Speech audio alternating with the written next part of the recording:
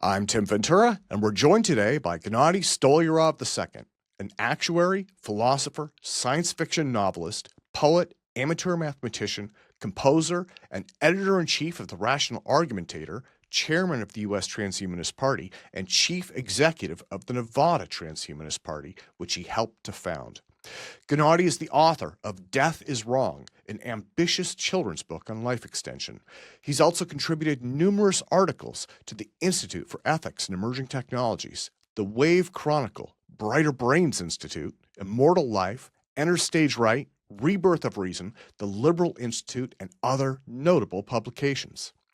Gennady holds a number of professional designations in the insurance, actuarial, regulatory, and compliance industries, and is the author of well-known actuarial study guides, including Practice Problems and Advanced Topics in General Insurance, along with a science fiction novel, Eden Against the Colossus, a philosophical treatise, a rational cosmology, the play Implied Consent, and a self-help treatise, The Best Self-Help is Free.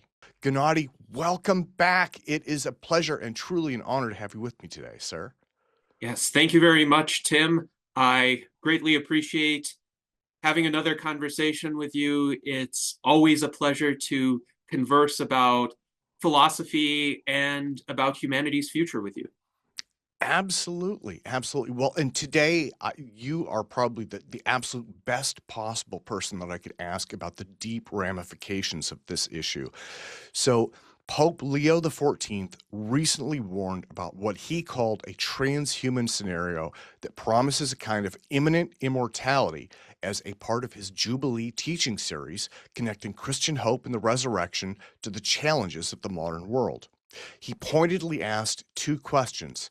The first is, can death really be defeated by science? And even if it could, the second was, can science guarantee that a life without death is also a happy life? So I wanted to start out by asking, what is the most charitable way to interpret his concerns? Do you think that he is misreading transhumanism, perhaps? Yes, well, I do think it is important that he raised the very possibility of a transhuman scenario and that he characterized it reasonably accurately in the sense that he referred to it as the prolongation of earthly life through technology. This suggests to me that transhumanist ideas are beginning to have more of a mainstream impact to the extent that even critics of these ideas feel compelled to address them in public discourse. So I read the Pope's message. It's a relatively brief message, especially on this subject. And fundamentally, I see him as asking these two questions that you cited. Could death really be defeated by science? And then could science itself guarantee us that a life without death is also a happy life? And if I were in a position to communicate with him directly, I would say, well, it seems that you are trying to initiate a dialogue on these two questions. So let us sit down and let us discuss them and let us endeavor to come up with earnest answers to those questions. Now, can death really be defeated by science? What does the history of humankind show us? Back in the Paleolithic era, life expectancies were extremely low. They were in their late teens or early 20s when most people died. And to be fair, most people died of infectious disease or predators or famines, and they might have lived a bit longer had they not died of those conditions. But throughout antiquity, throughout the Middle Ages, really up until the early modern era, life expectancies in virtually every society were in the 20s or the 30s. In 1800, there was not a single country in the world with an average life expectancy above 40. Now, there is not a single country in the world with an average life expectancy below 50, and only a few sub-Saharan African countries have life expectancies in the 50s. The average world life expectancy right now is around 72, And in the United States, the average life expectancy is around 79, about 76 for males, 81 for females. So it's clear we have come a long way. And the achievements of science are fundamentally responsible for that, because it has only been since the scientific revolution, the age of enlightenment, the industrial revolution, the breakthroughs in medicine, in public sanitation, in vaccination, in antibiotics, that we have reached these kinds of levels of average longevity. Now, some might counter and say, well, but a lot of that is the reduction in infant mortality, though I would counter and say not all. Many people routinely died in their 30s, 40s, and 50s from infectious diseases that now kill relatively tiny percentages of the population. And really, unless one is either extraordinarily unlucky or has extraordinarily bad habits, one has a pretty good chance of living into one's 70s in an advanced Western or East Asian country, and increasingly in Middle Eastern or Latin American countries today. So science has come a long way.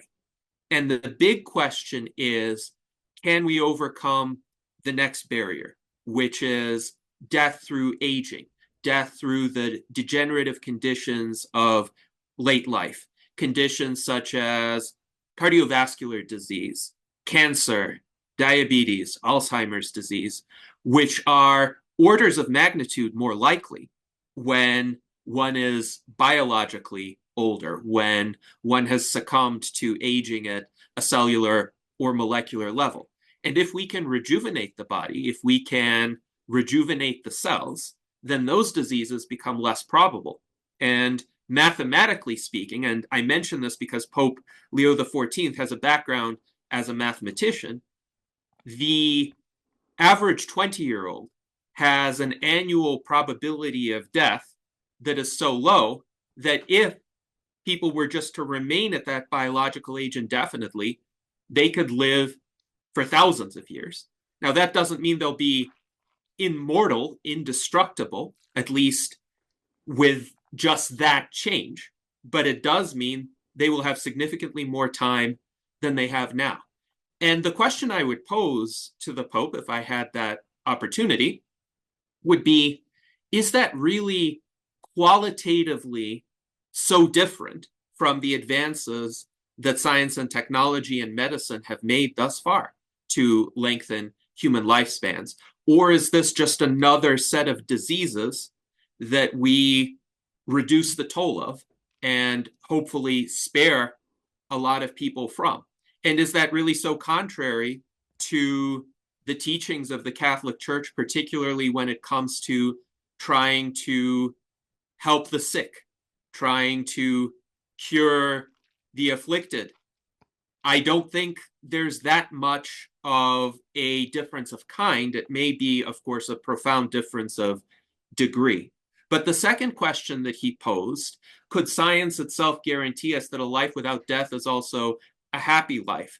I would answer it as follows. A life that goes on is the prerequisite to any kind of life. If you don't have life, you don't have a happy life. But you have choices in this life. And most Catholics would say they believe in free will, or at least some measure of free will. So your life is what you make of it, but you have to be alive in order to make any sort of choice. So if you're dead, you can't choose the actions that would make you happy or that would make you unhappy. You can't choose to do good works on behalf of God if you're a religious person, if you follow the Catholic teachings. In the Catholic teachings, of course, maybe you'll get resurrected. Maybe you'll get reunited with God in some other way. But the fact is, in order to live a happy life here on earth, you need to live a life. And it is easier to live a happy life if you also have a healthy life, if you also are not beset by a lot of physical pain or debilitating conditions that really distract from good decision making. Because anybody who has been in tremendous pain of any sort, anybody who has been on the edge of survival knows that those kinds of situations take up all of one's mental resources and all of one's physical resources too. So the kinds of thoughtful, well-considered, long-term oriented decisions needed for a happy life are a lot less likely if one has a short life, if one has a life filled with disease or other forms of suffering. So I would invite the Pope to consider those kinds of answers and see what he says, see what his thoughts are in response. But my most charitable reading is he would like to have these issues, these questions thoughtfully considered, and hopefully by transhumanists as well.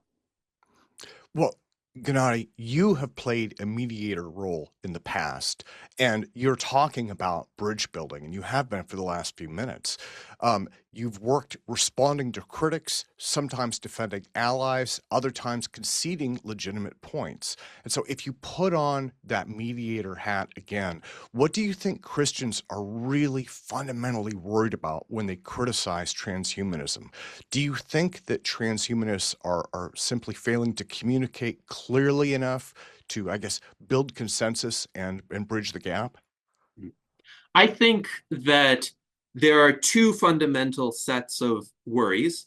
One could be a set of theological reservations, but another would stem from what I would consider status quo bias. So when I consider the spectrum of criticism or opposition to transhumanism, it is apparent to me that it doesn't fall neatly along religious versus atheistic lines. So I am an atheist myself, but there have often been situations where I have found religious individuals who have a certain affinity toward transhumanism and certain atheists who think that, oh, any claims of radical life extension or immortality in this world, they're just rehashed religious claims. So they don't really understand the transhumanist worldview either. And I think it's not so much whether one is religious or not religious, it's more whether one is comfortable with the unfamiliar. So a lot of people still have this implicit mentality that any conceivable future world, at least any future world in which they will live, is going to be fundamentally similar to the world of the present. And they have a misconception that the world of the present is fundamentally similar to the world of the past, even though technological and societal changes have already been so rapid that within our own lifetimes, if we think about it, we have already observed tremendous changes. The kind of conversation you and I are having right now would not have been possible even 10 years ago, not to mention 20 or 30 years ago, but our technology has advanced to that extent. So status quo bias, I think, is mostly a temperamental kind of disposition. So I would try to separate the theological objections from the temperamental reservations. And I think for someone like Pope Leo XIV, clearly he's a very thoughtful man, and he recognizes the rapid pace of change of technology. And he also recognizes that the Catholic Church isn't a static entity. Its own views, its own teachings need to adapt in response to technology. And both Pope Leo and his predecessor, Pope Francis I, were actually quite good at acknowledging this. So they're not dogmatists, they're not staid in this respect.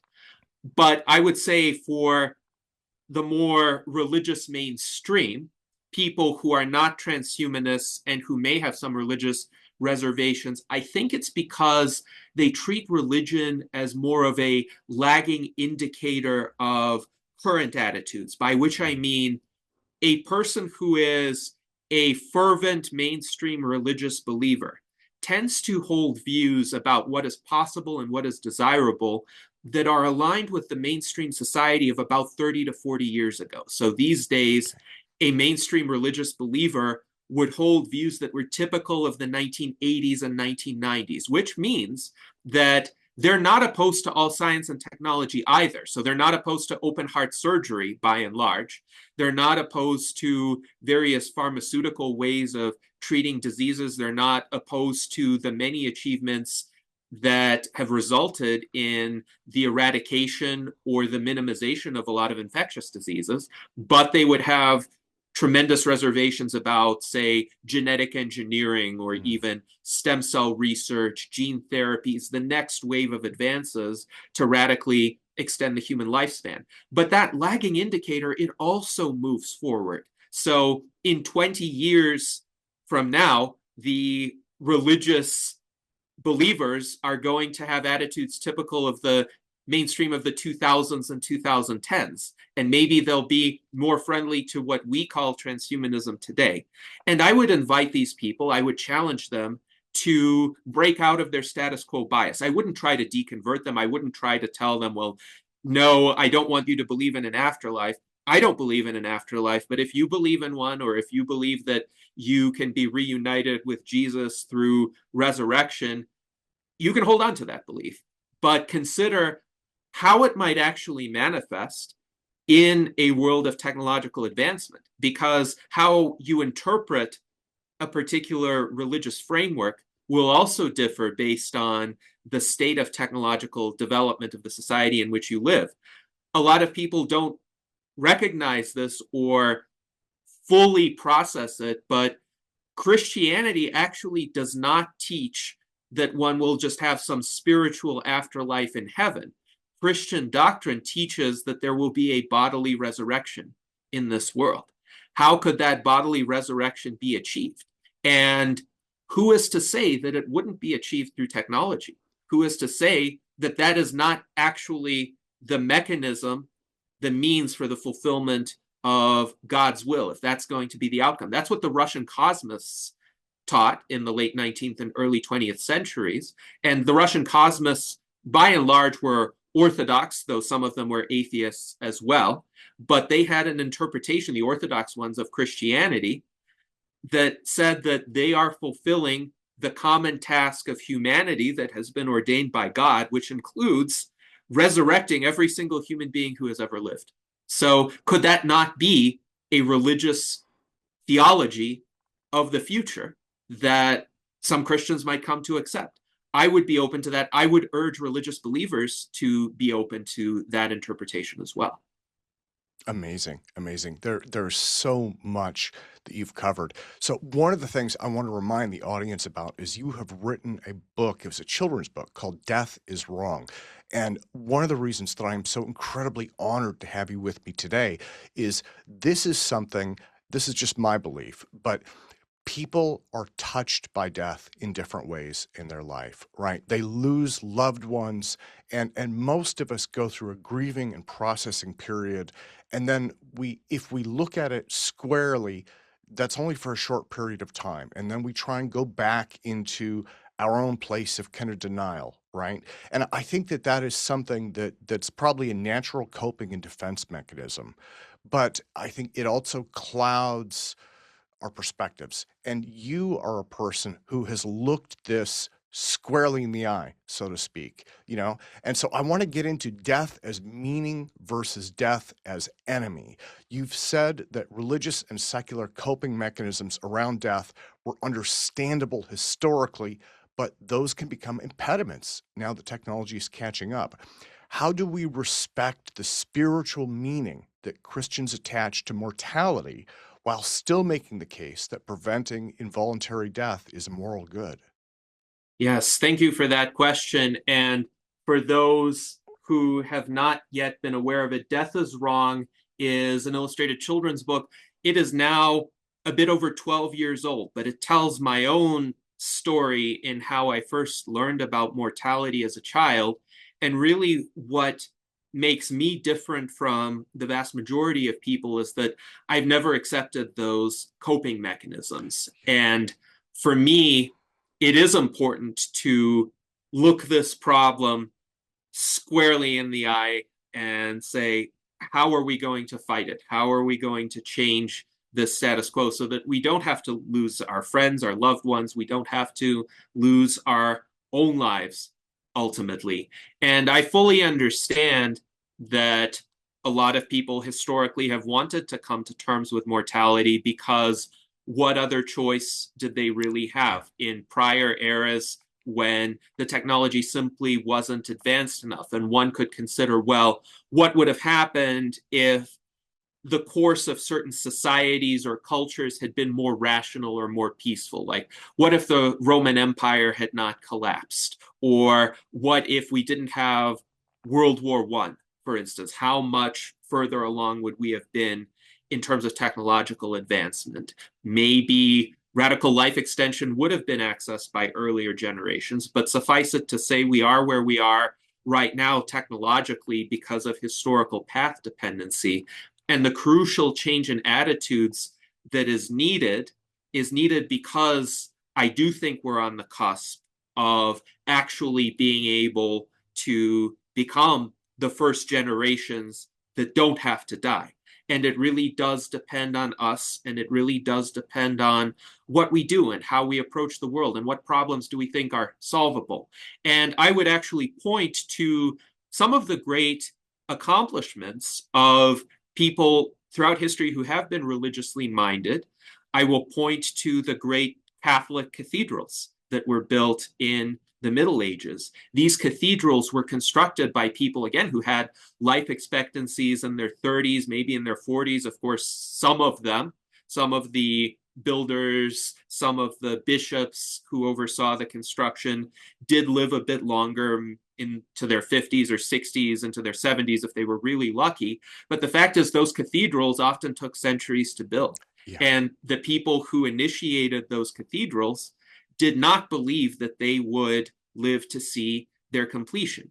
And yet, they laid the foundations, they designed the plans, and subsequent generations would refine those plans in service of this great goal that people centuries later would marvel at, and people today still marvel at.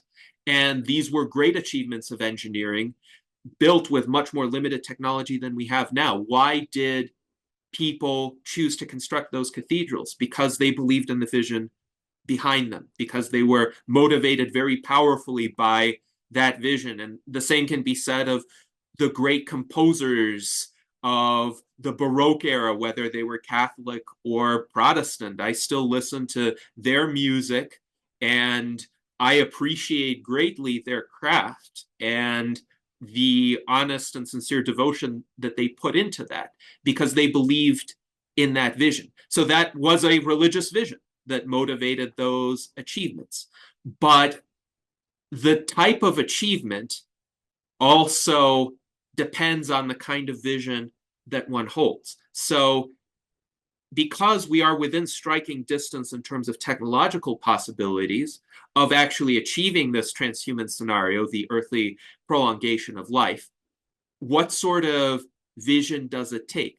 It takes a vision of radical focus on improving life in this world, improving the health of human beings, improving our vitality at the cellular and molecular level. And I think if we can inspire enough people with that vision, then the effort, the resources, the public support, all of that will come flowing forth, just like the support came for building the cathedrals. I don't think the cathedrals were particularly controversial projects in the High Middle Ages. I think everybody realized they had a profound significance, even though they consumed a huge amount of resources. So that's why the attitudinal shift is important. And that's why we need a sufficiently large fraction of humanity on board, including a lot of people who are religious. So I appeal to them, help us build the great cathedrals of our time. These cathedrals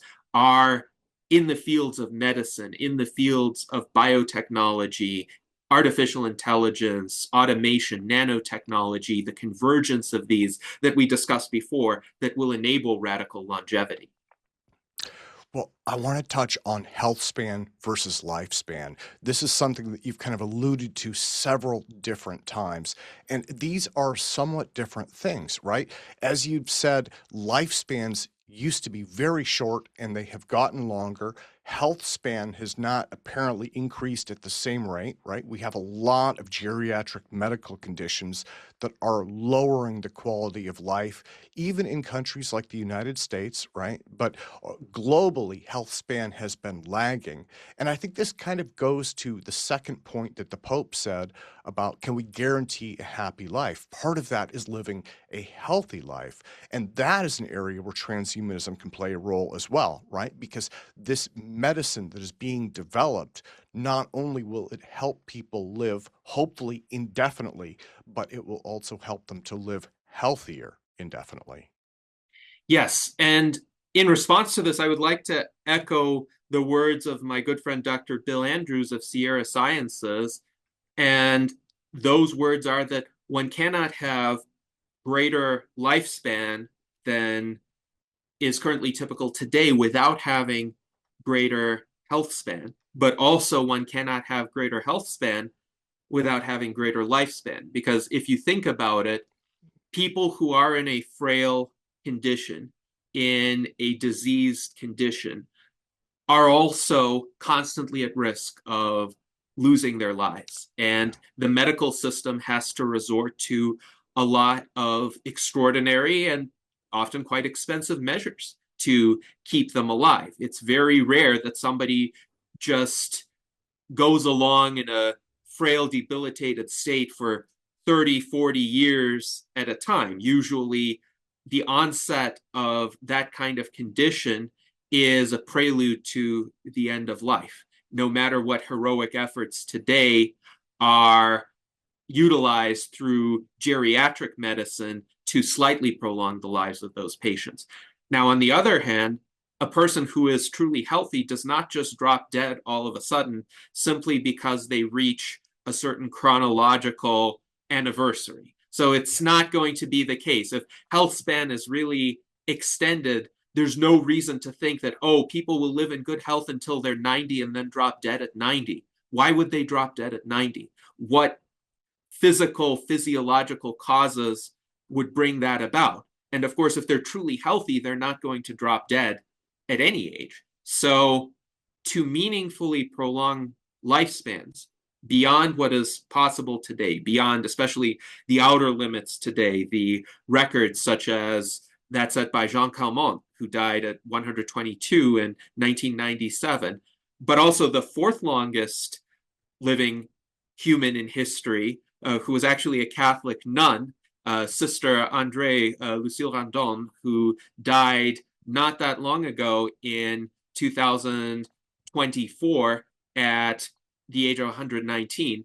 To really overcome that barrier, one needs to have health improvements. So one does need to have, say, 70-year-olds who look and feel and function like 45-year-olds, or 60-year-olds who look and feel and function like 30-year-olds, or say 90-year-olds who look and feel and function like 60-year-olds. And then they will have those additional decades of life because there is a distinction between chronological age and biological age. Now, I would push back on the narratives of those who say we should pursue health span but not lifespan. I've never understood why people might try to disassociate those, other than because they don't want to frighten those who have status quo bias. So when people say that, again, as somebody who likes to think logically and coherently about this topic, I would challenge them and ask them, how in the world can you even do that? How can you prolong health span without prolonging lifespan? And again, I think Pope Leo XIV is a very educated and erudite man. As somebody who has studied mathematics like I have, he would also appreciate the distinction between chronological age and biological age. And I don't think he's saying, well, we should just have a particular chronological expiration date. I think he is looking more at the quality of life considerations. So I would challenge him and I would ask him, well, what if you could have a 120-year-old? What if Sister Andre had lived for another year, but she was still in good health and she could do good works as a Catholic nun? Wouldn't you want to have her around and I'm sure she was a very devout individual, she would contribute more good works in the name of God. So would you not want more people like that in the Catholic Church? Well, so in terms of health span versus lifespan, I want to shift that a bit also to another versus argument, which is therapy versus enhancement. And this has been a touchy question, I guess, because modern medicine is all about therapy, right? It is about trying to normalize and bring people back to what we identify as kind of a baseline part of health, I guess, a baseline area of health. Whereas enhancement is saying we can make people better. And so this therapy versus enhancement line, it gets treated as a hard boundary. But one of the things that I've wondered about is human beings have been enhancing their bodies for thousands and thousands and thousands of years. I mean, we have practices that are millennia old. One that Catholics would be familiar with is the Judeo-Christian practice of circumcision, right? That is not something that is biologically necessitated, but it is nonetheless an accepted enhancement process. So is the real ethical question there really therapy versus enhancement, or is it more about consent, safety, justice, and reducing the risk of coercion, regardless of what we label it? I would agree with you that the boundary between therapy and enhancement is not a fixed boundary at all. If we consider, for instance, athletes who have needed to have their feet amputated for whatever reason, they can have prosthetic feet right now. And indeed, there are runners who can run faster with prosthetic feet than runners with their own natural feet. So is that therapy or is it enhancement? Clearly, they need the prosthetic feet in order to be able to move around the way that we biological, unmodified humans do. And yet, if they get the feet, they run faster than we do.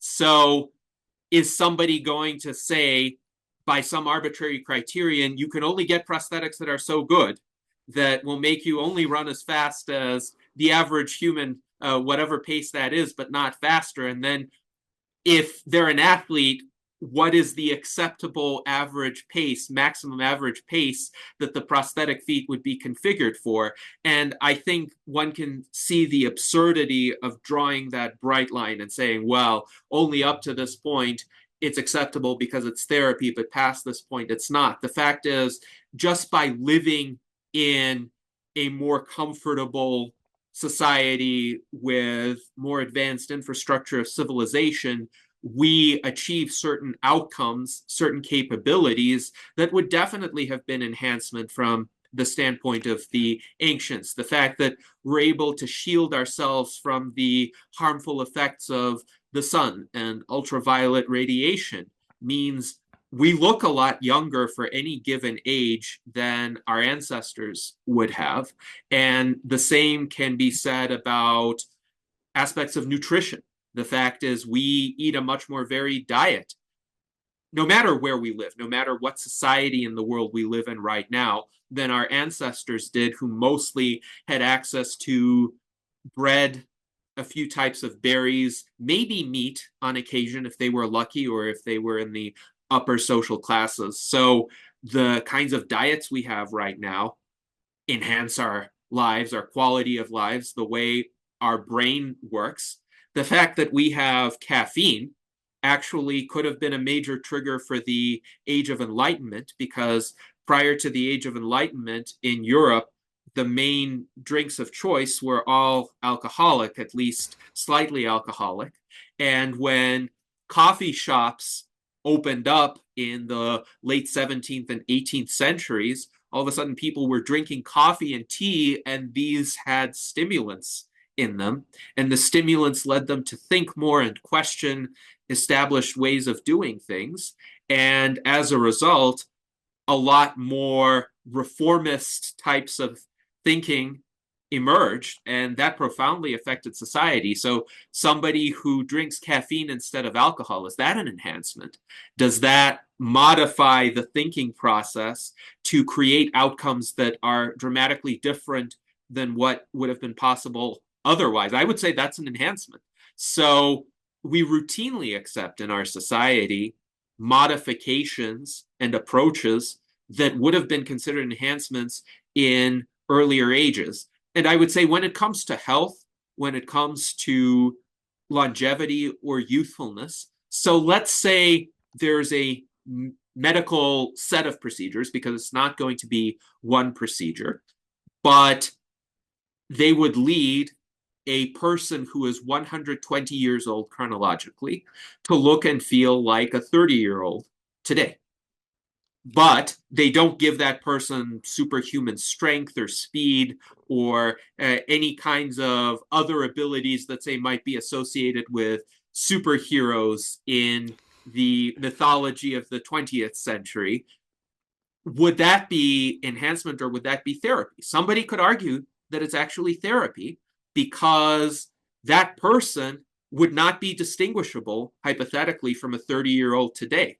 They would do the same things that a 30-year-old today could do, and they would have the same limitations that a 30-year-old today would have. So is that therapy? Is that enhancement? One thing I'm certain of is I would take that therapy if it were available. I would not care so much about what it's called. I would care about the fact that it would keep me alive and keep me relatively youthful. Now, as to the other part of your question, yes, consent is extremely important, and no transhumanist that I know of believes that people should be forced to accept any sort of enhancement or any sort of medical treatment whatsoever, provided that it is a matter that solely affects their own health. So, for example, there could be transhumanists who say if there's a deadly infectious disease and there's a certain amount of herd immunity needed through vaccination to protect people from getting that disease, there could be a case for some vaccinations being mandatory. Now, in my view, that needs to be looked at very carefully. I don't accept that argument in the event of COVID vaccines, for instance, because the COVID vaccines primarily protect the person getting the vaccine. So I am someone who has been quite glad to receive multiple doses of the COVID vaccine, but I have also been vocal in saying it shouldn't be mandatory. Some transhumanists may differ in that, but they're not going to say health enhancements that solely benefit the person receiving them should be mandatory. They would say people should have the right to choose which enhancements they receive and which they want to abstain from. And there could be a variety of considerations driving those choices. They could be related to safety. They could be related to how well tested is this technology? Does one want to be one of the first to receive it, or does one want to wait a bit until all of the side effects are well known and well documented? So each person needs to have that flexibility and also to act according to their beliefs, whether philosophical or religious or even purely emotional beliefs. Whether or not we agree with them or not, they should have the autonomy to decide what to do with their bodies. Now, I would hope that over time, as the benefits of these technologies and enhancements become clear, they will be accepted by large numbers of people, both religious and non-religious, the same way that antibiotics and most vaccines and open heart surgery are accepted today. And that's still important to recognize that there could be risks to any of those procedures. And whenever somebody makes a medical decision, it should be their choice, it should be their informed choice. But I don't think that it's the particular technology itself that is inherently problematic. It's, again, how do people use it and who makes the decision to use it? And another part of your question was accessibility. We want these technologies to be accessible to as many people as possible, which means we want them to be economically available and relatively inexpensive too, if not provided for free. And we need to have a society which allows for that, which invests the resources into that, which removes the barriers to research and experimentation and deployment to patients and the ability of patients to choose these. Because right now, the barrier isn't that anybody is trying to force these advancements on others, it's that most of these advancements are not yet to the point where they can meaningfully benefit humans. And we want them to get to that point. I want to touch on the idea of faith as being far more than simply afterlife insurance. And I think that this goes to kind of the context of what Pope Leo XIV was saying in many ways. One of the deeper issues here is that faith, it's not just about what happens after death, but here, while we are still alive, it provides meaning, community bonds, moral formation, and psychological tools for coping with grief and helping to alleviate emotional suffering, right? And the church has been involved with that for millennia. And so one of the thoughts that I'd had when I read Pope Leo XIV's comments was he might be concerned about the erosion of all of the tools and support that are provided not just by faith, but through churches and through social organizations that support those faith-based tools, right? So I'm wondering, how do we pursue longevity and life extension without unintentionally weakening those sources of meaning and community? I think this is an important question, and there has been a significant crisis of meaning in Western civilization in the late 20th century and early 21st century. I think that crisis of meaning stems from the erosion of older systems of meaning because many people from many schools of thought have rightfully pointed out some of the flaws of those older systems of meaning. And yet, in the postmodern paradigm, which has predominated especially since the end of World War II, there has been an active effort to deconstruct older systems of meaning without replacing them with any other systems of meaning. And ultimately, the benefits that religious communities have provided historically have been in terms of facilitating certain pro-social interactions among people, like members of a church congregation. They meet regularly, they get to know one another, they create social support networks, they help out one another in times of need. And as you mentioned, they can be a source of support if somebody is grieving too. Now, the insight that I have in this regard is this is not that particularly dependent on the contents of one's doctrine. So, for instance, whether one is a Christian or a Jew or a Muslim or a Hindu, that kind of community aspect can be transferable across all Yeah. of these frameworks. And moreover, one doesn't have to be particularly religious. One doesn't have to have a belief in a God, or at least a personal God. And there are some religious denominations that come fairly close to this. Say the Unitarian Universalists, some of them might say they believe in God, but what they mean by God isn't really the personified Abrahamic God. Some of them may, in fact, be pantheists or deists or of that kind of persuasion. Yeah. But it's also possible to have community around a set of ideas or shared values that don't involve accepting supernatural propositions. So, how would that work? And that, I think, is one of the challenges of our era, because one does need to have some views, some outlooks that are enduring, that aren't just a matter of one's own personal feelings or preferences. And religious people will say, well, if it's just about you choosing, then you could always choose something different, and maybe something in your life will change your mind about X, Y, or Z, and then you will go off and do your own thing, and you won't really have the benefit of that community anymore.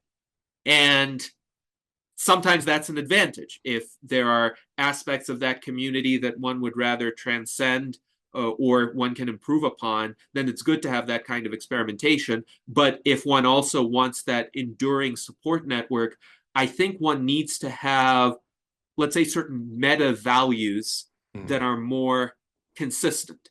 And I am open to experimentation on this. I will say there are certain patterns that religious communities follow that can be replicated in more secular ways. One example that I will bring up are the virtual enlightenment salons that we do in the US Transhumanist Party.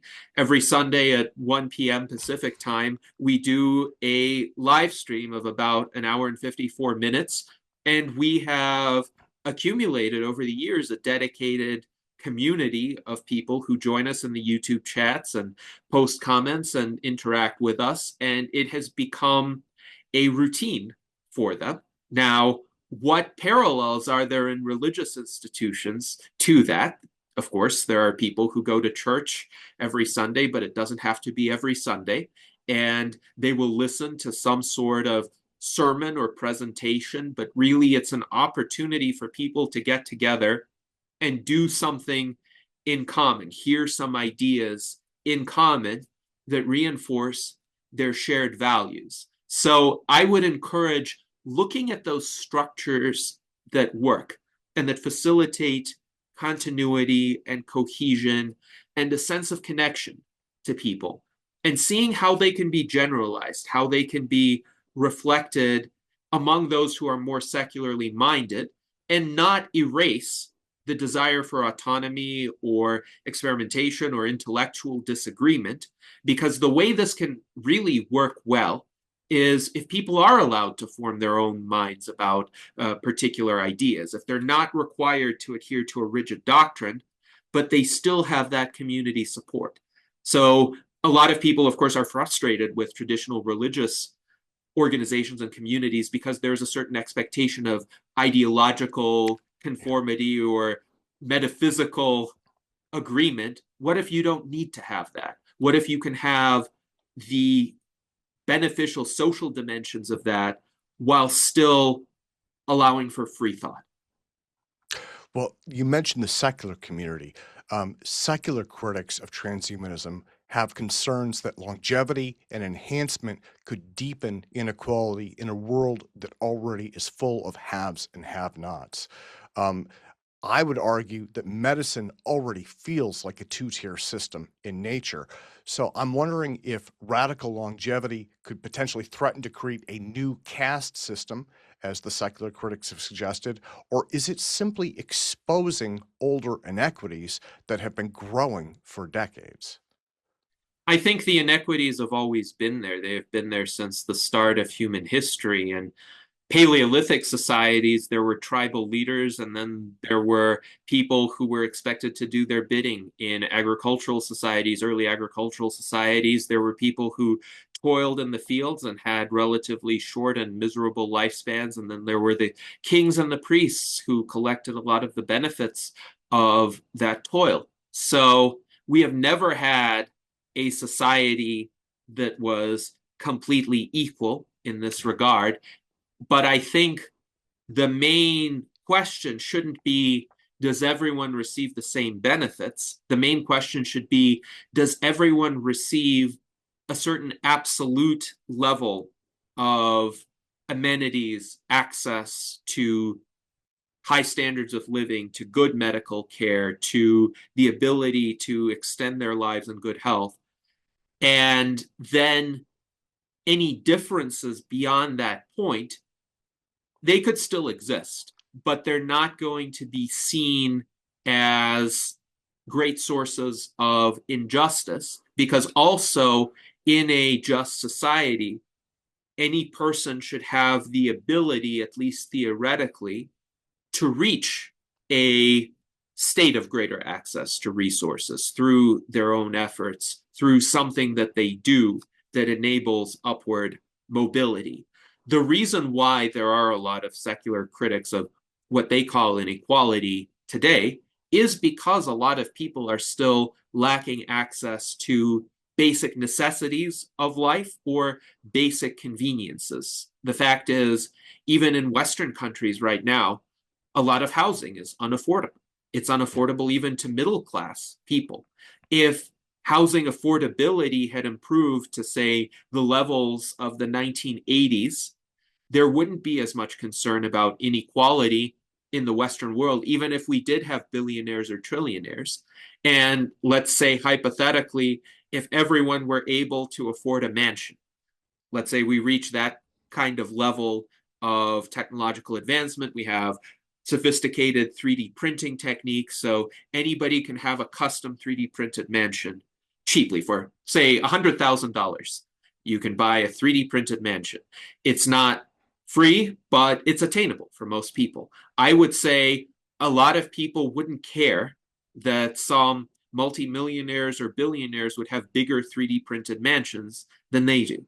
And I would make the same type of argument with regard to medical care. So let's say everybody has access to a minimum quality of care that is far better than what anybody receives today. And that would mean the ability to extend their lifespans in an open-ended manner, the ability to overcome any sort of disease or disability or other kind of condition. But maybe some people might be able to get some special enhancement. Maybe they can get gills to breathe underwater, and that's too expensive for everybody else. I would say that would be a situation that would be tolerable and better tolerated even by the current critics of Yeah. these kinds of enhancements. Because I think the key is to reach a state of affairs where nobody is nobody who wants life-saving treatments is denied them. And I think that's a very attainable state of the world. Again, if we see it as our mission, as our cathedral that we can create in the 21st century, because if you think about it, increasing health span, rejuvenating people makes them more productive and makes them less dependent on public sources of support. So if there were a societal push to say, well, anybody who wants these enhancements and is above a certain chronological age may receive them through some system. It doesn't have to be a governmental system. It could be a private system with a lot of competition, driving down prices too. But there is some system to give them these kinds of enhancements. All of a sudden, the costs to the society of the degenerative conditions of old age will plummet. And I think that is a value proposition that can be readily defended. It has often been called the longevity dividend in policy circles. So for every additional year of healthy life expectancy, there can be trillions of dollars added to the gross domestic product if one thinks that's a valid way of measuring productivity. But whatever one uses as a measuring stick, it will go up. And that, I think, is something that people of a variety of economic and political persuasions can unite behind. Whether you're a capitalist or a socialist, you want to maximize what people can do with their time and reach a state of affairs where the absolute floor that people can expect to benefit from is much higher than it is today. Okay.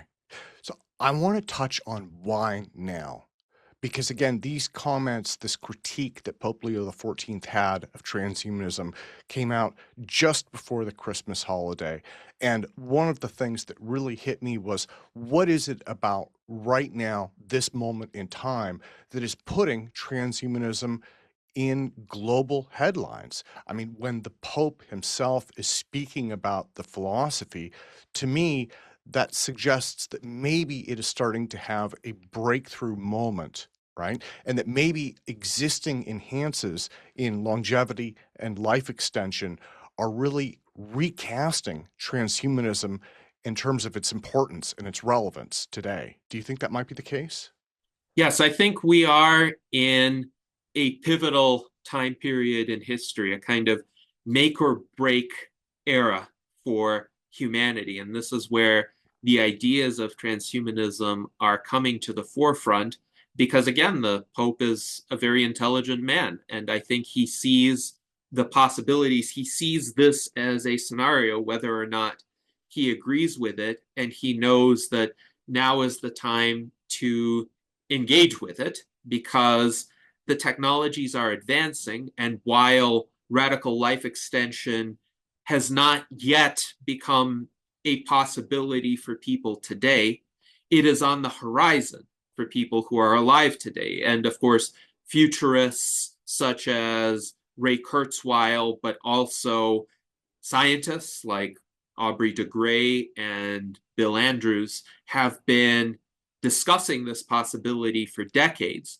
But there has been enough advancement in biotechnology and artificial intelligence, too, that more people now see these forecasts and these timeframes as being realistic. So Ray Kurzweil has said on multiple occasions just this past year that previously, when he made his predictions for timeframes for the technological singularity, as he views it, he was considered to be way out there, completely implausible. And now he's being seen as conservative because there are people who are saying, well, the technological singularity is going to happen this year or next year or by 2030. And I think there's a bit of hype in those kinds of pronouncements. I think Ray Kurzweil himself is closer to the likely outcome. Obviously, it's all contingent, and I am not a determinist in this regard. But I think a lot more people, because they have seen the tremendous advancements, particularly in the field of artificial intelligence, they understand that this is a future scenario that needs to be engaged with. It's not just science fiction. And I credit the Pope for bringing this up. I think he is trying to understand what is the future of the Catholic Church, what role is Catholicism going to play in a future society that is radically transformed by technology. And understandably, as the leader of the Roman Catholic Church, he wants his organization to have relevance. And the way he has phrased this message less than a month ago is to say, well, you still need to look toward faith in Jesus and the resurrection as the true path. And I'm not going to try to take that away from him. That's what he believes. That's what a lot of Catholics believe. But I would ask him to consider, is it really that inconsistent to say, okay, you have faith in Jesus and the resurrection, but you live for 200 years and do good works during that time? Is that really an outcome that's anathema to Catholic teachings?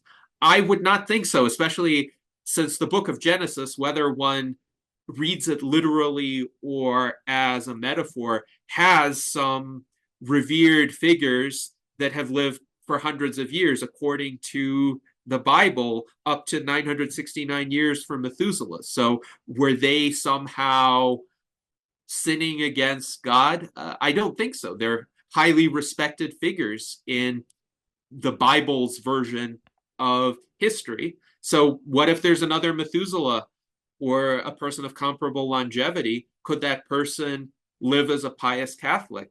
That's what I would urge the Pope to consider. Amazing. Gennady, let me thank you so much for your time today. It's truly remarkable. You have offered so many thoughts and insights on what both Pope Leo XIV has said, as well as some of the concerns of the secular community. And I think that you have done so much to portray the value that transhumanism can potentially bring to the table in terms of helping to usher in life extension, longevity, and increased health spans for all people. So let me thank you one more time, and let me close by asking, what is coming up for you? It is January 1st, 2026, so this is the beginning of a new year. What do you see coming forward in it? Yes, thank you for that question, Tim, and thank you so much for your good works. I expect that the public will see and hear a lot more from transhumanist candidates in 2026, particularly Zoltan Istvan, whom you interviewed, of course, is running for governor of California, and the Transhumanist Party has endorsed him. We also endorsed the campaign of Timothy Grady for governor of Ohio, and I anticipate there are several more endorsements of candidates to come. I think transhumanist candidates are going to fundamentally challenge the political duopoly in the United States. And whether or not they win the elections for their chosen offices, they are going to lead the public to consider these questions. How can science and technology be used to create a dramatically different and better future and break us out of some of the log jams that exist in our society, whether related to the housing crisis or related to persistent dysfunction in how certain governments and certain institutions are run. So that's one area that I'm very much looking forward to, and the Transhumanist Party will take an active role in it. Another is the continued advancement of technology. Of course, AI continues to advance, and there is a backlash against AI right now.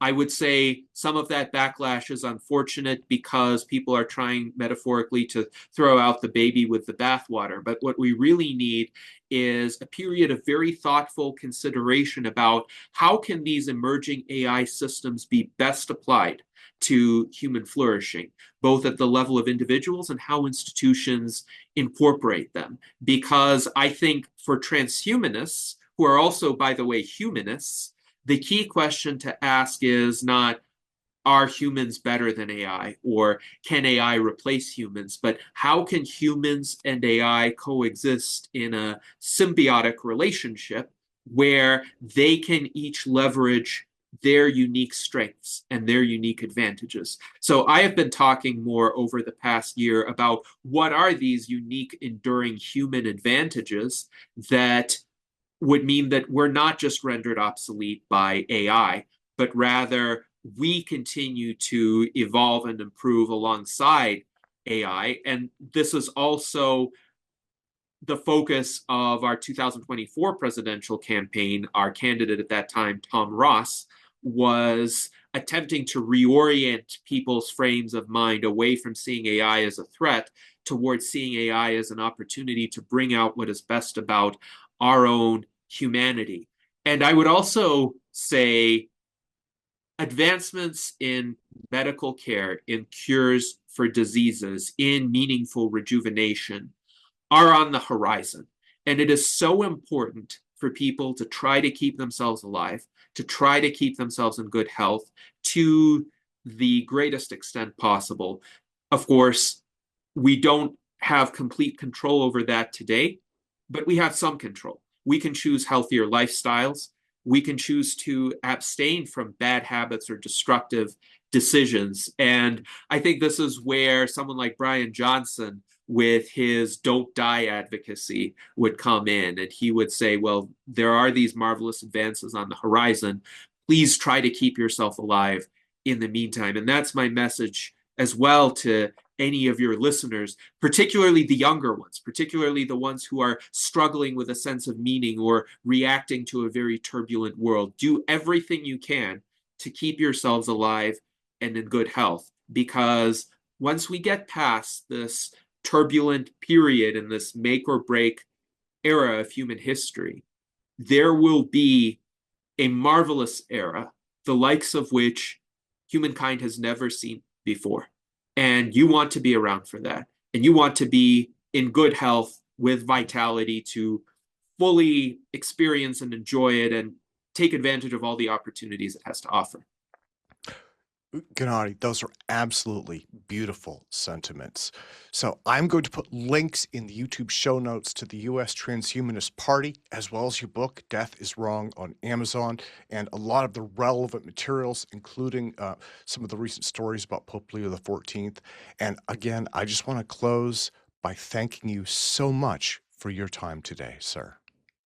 Thank you very much, Tim. As always, it has been a pleasure discussing these ideas with you.